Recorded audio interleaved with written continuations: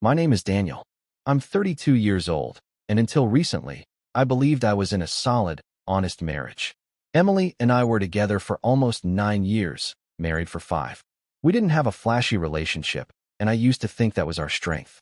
Our life was built on routines: morning coffee, shared playlists in the car, quiet evenings on the couch, where silence felt comfortable, not awkward. We grew up together in a way. I saw her through career changes, family problems, moments of self-doubt.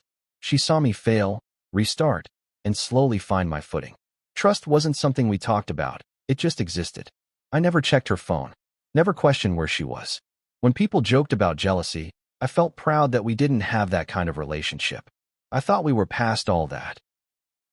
Part 2. First signs.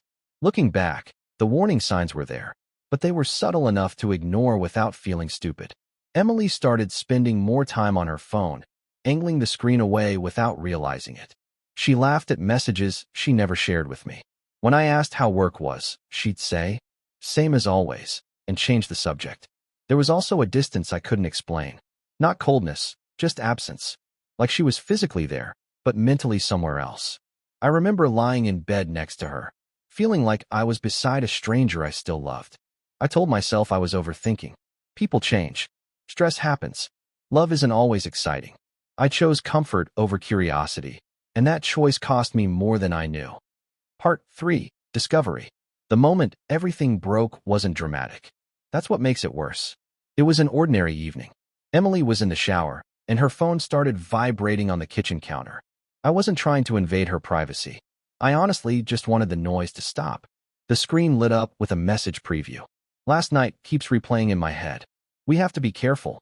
I stared at it longer than I should have. My chest felt tight, like my body understood before my mind did. I didn't scroll. I didn't dig. I didn't need to. That one sentence rearranged every memory I had. I remember thinking, this is what it feels like when your future quietly collapses. Part 4. Confrontation. When she came out of the bathroom, wrapped in a towel, I didn't recognize her. Or maybe I did, and that scared me more. I showed her the phone. She went silent, then defensive, then emotional. She said it wasn't planned, that it was short, that she felt lonely, that she didn't want to hurt me. Each sentence felt rehearsed, like she had practiced justifying it before I ever found out. I asked her why she didn't talk to me instead. She didn't have an answer, just tears and apologies that came too late to mean what they should have.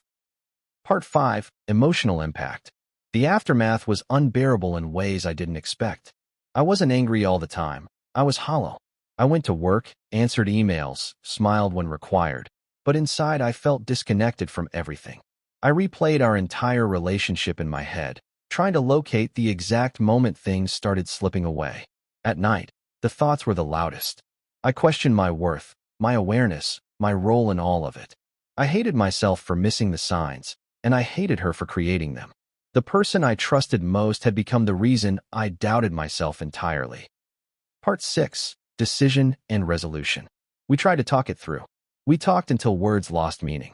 She promised transparency, change, effort, and I believe she meant it. But trust doesn't reset because someone feels guilty. Once it breaks, it changes shape forever. I realized that staying would mean constant fear, wondering who she was texting, where she really was, whether I was enough. I didn't want to become that version of myself. So I left, quietly, painfully, with more love than resentment, but not enough hope to stay. Part 7. Conclusion. Now, months later, I understand something I couldn't then. Betrayal isn't just about another person. It's about choosing secrecy over honesty, comfort over courage. If something feels wrong, it usually is. Love should feel like safety, not uncertainty. Walking away didn't fix me overnight, but it gave me space to rebuild my sense of self. And if there's one thing I'd tell anyone reading this, don't ignore your intuition to preserve peace. Sometimes the peace you're protecting is already gone.